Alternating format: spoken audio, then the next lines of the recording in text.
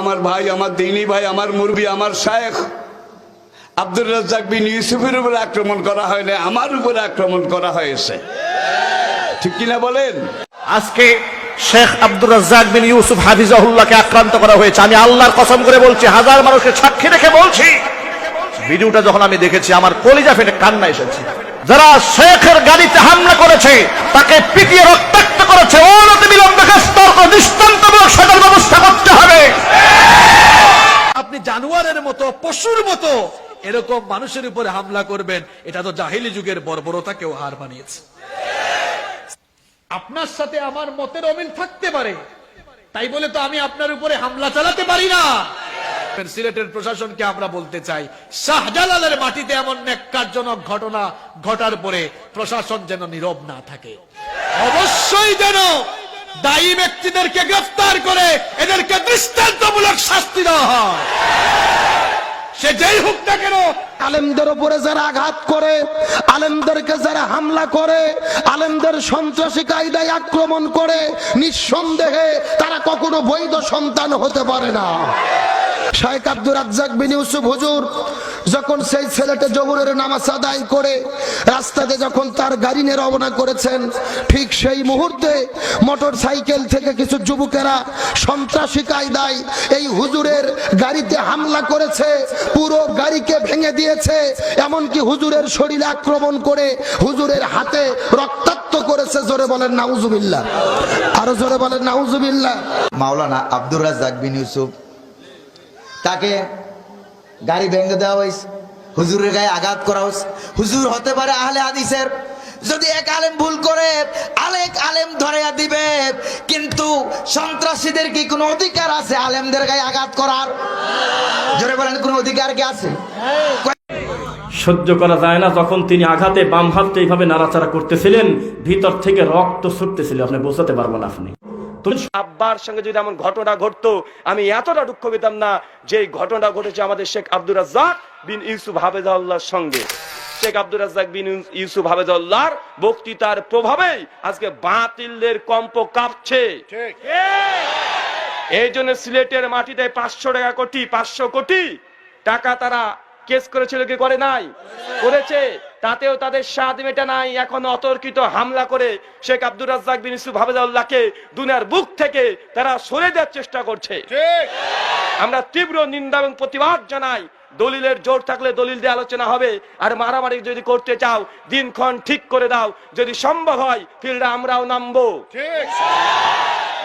ও মুসলমান, এমন সময় তো আসতে পারে আমরা যে দুর্বিষহ এক ক্লান্তিলগ্ন কণ্ঠকাকীর্ণ পথ আমরা দেখতে পাচ্ছি।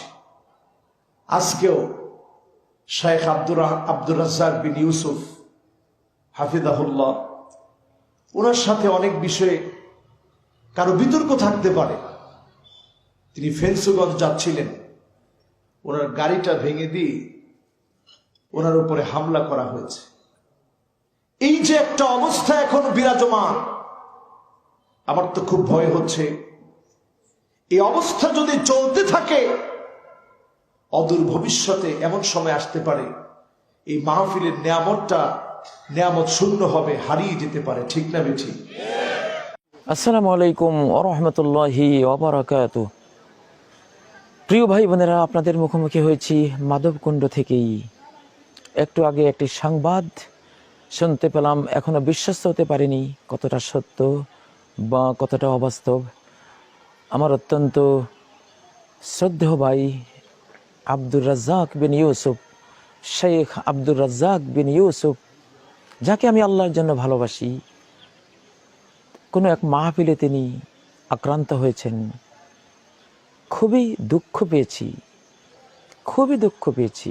এর আগে আমার আরেক ভাই বন্ধু মৌলানা হাসিবুর রহমান, তিনি আক্রান্ত হয়েছেন, মাহফিলে আক্রান্ত হয়েছেন। আসলে কি বলবো, আল্লাহর দ্বীনকে যারা প্রচার করে, মানুষের সামনে তুলে ধরে, এরা আউলিয়া আল্লাহ। শেখ আব্দুর রাজ্জাক বিন ইউসুফ থেকে শুরু করে বাংলাদেশের সকল উলামায়ে কেরাম যারা দ্বীনের পক্ষে কথা বলেন, যাদের গোটা জীবন দিনের জন্য বিনিয়োগ করে রেখেছেন, আজকের লক্ষ লক্ষ মসজিদ মাদ্রাসা এই শ্রেণীর উলামায়ে কিরামরাই তৈরি করেছেন এই দেশের জনগণকে সাথে নিয়ে। এই দেশ তো শাহজালাল শাহপরানদের দেশ, খান জাহান আলীর দেশ, বায়েজিদ বোস্তামি এবং গরিব নওয়াজদের দেশ। এই দেশ 360 আউলিয়ার দেশ। এই দেশ লক্ষ লক্ষ আলিম ওলামার দেশ।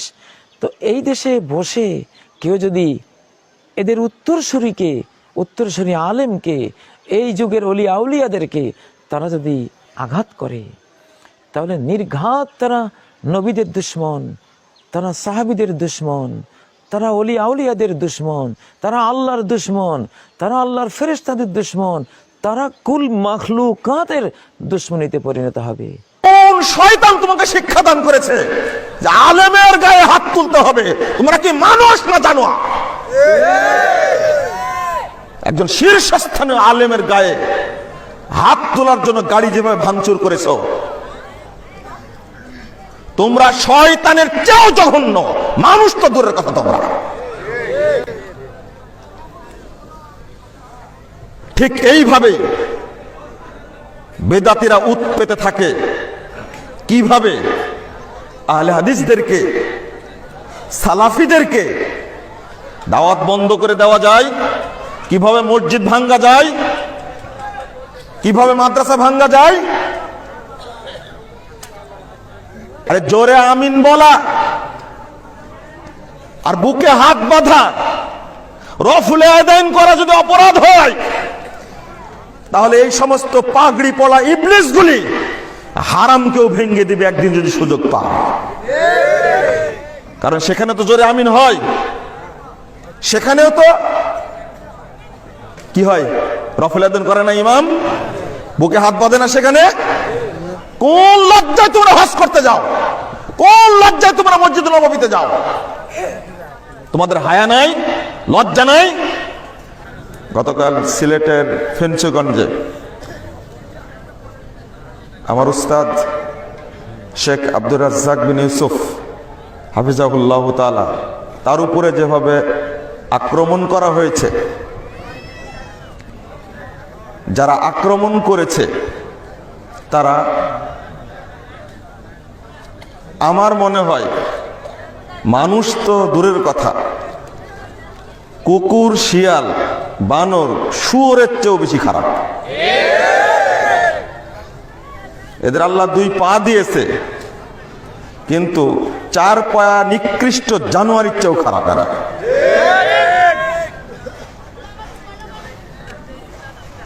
আপনাদের এই এক মুরব্বী বললেন যে যদি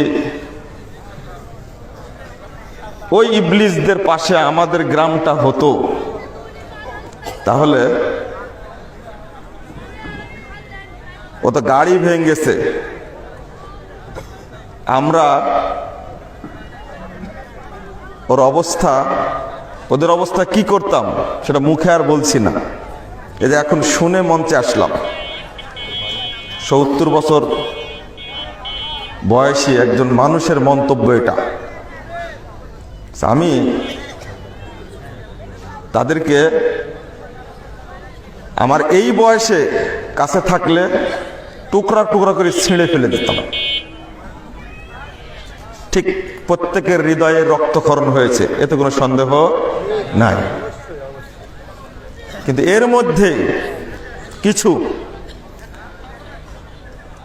আলেম নামের কুলাঙ্গার আছে, তাদের কিন্তু কিছুই হয়নি, তারা কোনো কথাও বলেনি। শুনেন, আব্দুর রাজ্জাক বিন ইউসুফ হাফিজাহুল্লাহকে যারা আঘাত করলেন, ও যদি মাওলানার গ্রুপ হয় তাহলে ইবলিসের জ্বলন্ত তাজা গ্রুপ কোনটা? বলেন, নাম বলেন। আমাদের একটু কথা বলেন তো, কুকুর কোন মাসে খেপে? বেদাতি খেপে গেছে এই সময়। বেদাতি কোন কারোর নাম না। আমার কথাতে যদি কারোর খারাপ লাগে, ওর চাইতে জঘন্য অসভ্য নোংরা লোক আর নাই। কারণ বেদাতি তো কোনো লোকের নাম না। আমিও যদি বেদাত করি তাহলে আমি একজন বেদাত। একবার ওই দেওয়ালে পিঠ থেকে গেছে, জিলাপি কমে যাচ্ছে, খয়রাত উঠে যাচ্ছে, তাবিজ আর মানুষ ধারণার উপরে নেয় না, যত আজে বাজে জিনিস সমাজ থেকে উঠে যাচ্ছে ও তখন খেপা খেপেছে একবারে। আলেম কি পরিমাণ একজন হুজুর, কি পরিমাণ একজন মানুষ কোরআন হাদিস পড়ার পরে কত জঘন্য শয়তান কিভাবে চোখে পেশাব করলে, কত ধরনের নোংরা বিদ্যা হলে একজন আলেমের গায়ে আঘাত করার মতো বিদ্যা আসে, ও কোন ধরনের মানুষ আপনি বলেন আমাকে। অন্য কোন আলেমকে যদি তোমরা এইভাবে রাস্তায় পিটাতে, আল্লাহর কসম একজন আলেম হিসেবে আমাদের খারাপই লাগতো, ভালো আর লাগতো না। আজকে একজন আক্রান্ত হলেন, আমি বলে দিলাম এটা তো আলিয়া, আমি নিলাম না। কালকে যে আমি কাউমি আমার উপর আক্রমণ হবে না, এই গ্যারান্টি নাই নাই না। আর সেটাই এখন বাংলাদেশে শুরু হয়েছে। সুতরাং কলিজা দিয়া বলে দিয়ে যাই, দলাদলি আর করেন না, সবাই এক কাতারে দাঁড়ান, আমাদের এক হওয়ার দরকার আছে না। বিশ্ব নবীর সাহাবাদের মধ্যে মাসালা নিয়ে পার্থক্য ছিল, নবীর সামনেও ছিল অনেকে, অনেক বড় বড় আলেম এখানে বসে আছেন। আবু বকর ওমরের মধ্যে মাসালা নিয়ে পার্থক্য হয়েছে, হযরতে ওমর আর ইবনে হিশামের মধ্যে মাসালা নিয়ে পার্থক্য হয়েছে, হযরতে আবু বকর সিদ্দিক আর হযরতে ইবনে আব্বাসের মধ্যে মাসালার পার্থক্য হয়েছে, মা আয়েশার সাথে হযরতে ওসমান রাদিয়াল্লাহু তাআলা আনহুর মাসালাগত পার্থক্য হয়েছে, হযরতে আলী রাদিয়াল্লাহু তাআলা আনহুর সাথে মত পার্থক্য হয়েছে, কিন্তু একটা জায়গায় তারা এক ছিলেন, সেটা হলো আল্লাহর জমিনে আল্লাহর আইন চলবে, আল্লাহর দ্বীন কায়েম হবে। এই জায়গায় আমরা আলাদা থাকার কোনো সুযোগ নাই। এবং সে কিবলা কাবার দিকে সালাত আদায় করবে, ততক্ষণ তার রক্ত, তার সম্মান এবং তার ধন সম্পদ আরেক মুসলমানের উপর ওইভাবে হারাম যেইভাবে কাবা ঘর হারাম, তথা কাবা ঘর ভাঙ্গা যত বড় গুনাহ, একজন মুসলমানের উপর হাত তোলা তার চেয়ে বড় গুনাহ। সুতরাং আমি যেটা মনে করি যে মতভেদ তো থাকবেই, মাযহাবে মতভেদ থাকবে, মানুষে মতভেদ থাকবে, কিন্তু বাংলাদেশের একজন স্বাধীন নাগরিক হিসেবে আমরা আমাদের দেশটাকে যেন পাকিস্তান না বানাই। যেভাবে পাকিস্তানে আলেম ওলামাকে মোটরসাইকেলে করে এসে প্রকাশ্যে গুলি করে হত্যা করা হয়, অহরহ নজির পাওয়া যায় মাযহাবী মতভেদের কারণে। এই সংস্কৃতি যেন আমাদের দেশে গড়ে না ওঠে। আমাদের মতভেদ থাকা সত্ত্বেও আমরা যেন পরস্পরকে মুসলিম ভাই মনে করে তার মান সম্মান ইজ্জত এবং তার রক্তের হেফাজত করাকে নিজের ইমানি দায়িত্ব মনে করি। আর আমাদের যে মতভেদটা আছে সেটা আমরা দলিল পর্যন্ত সীমাবদ্ধ রাখি।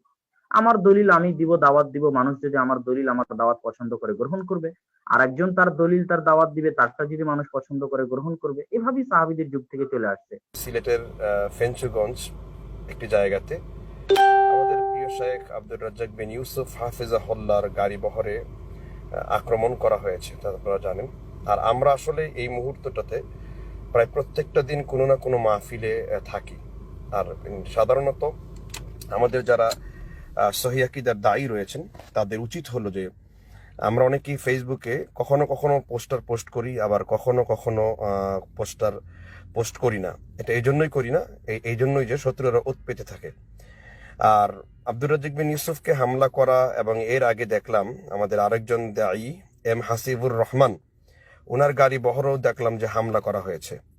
আসলে এইভাবে হামলা করার মূল উদ্দেশ্য হলো ইসলাম এবং আল্লাহ এবং তার রাসূল সাল্লাল্লাহু আলাইহি ওয়াসাল্লামের দুশমনরা যেমনিভাবে আলী রাদিয়াল্লাহু তাআলা আনহুকে ইবনে মুলজিম নামের খারেজিরা রাতের অন্ধকারে ফজর নামাজের সময় আক্রমণ করেছে, তেমনিভাবে সেই অব্যাহত ধারাটা এখনো রয়ে গেছে। মহান আল্লাহ বলেছেন, ইয়া হাসরাতান আলাল ইবাদি মা ইয়াতিহিম মির রাসূলিন ইল্লা কানু বিহি ইস্তাহজিউন। সূরা ইয়াসিনের 30 নম্বর আয়াত, যে এমন কোন নবী আম্বিয়া ছিল না যাদেরকে তাদের দিনের জন্য তাদেরকে কষ্ট সহ্য করতে না হয়েছে। একটা জিনিস চিন্তা করুন, আমরা প্রত্যেক দিন নিজেদের বাড়ি, নিজেদের ঘর, নিজেদের সবকিছু ফেলে দিয়ে মাসের পর মাস আমরা রাস্তার মধ্যে আছি। সেই অক্টোবরের শেষ দিক থেকে শুরু করেছি আমরা এই পর্যন্ত, এই প্রতিদিন কোনো না কোনো কোথাও আমাদের যারা মানে সকল মহলের আলেমদের, দেখেন আলেমদের মধ্যে বিভিন্ন বিষয় নিয়ে মতানৈক্য থাকতে পারে, এটা আমাদের ঘরোয়া বিষয়, সে যে কোনো আলেম হোক না কেন, সে যে কোনো মাসলাকের আলেম হোক না কেন, তার গাড়ি বহরে হামলা করা বা তাকে প্রতিহত করা, এগুলো আসলে একটি কুচক্রী মহল যারা ইসলাম বিরোধী, আমার মনে হয় নাস্তিকদের এগুলো ষড়যন্ত্র। আর বিশেষ করে আব্দুর রাজ্জাক বিন ইউসুফের খুরদারা বক্তব্যের কারণেই মূলত তার উপরে হামলা হয়েছে। এম হাসিবুর রহমান খুরদারা বিভিন্ন বক্তব্যের কারণেই তারা আজকে হামলার শিকার হচ্ছেন।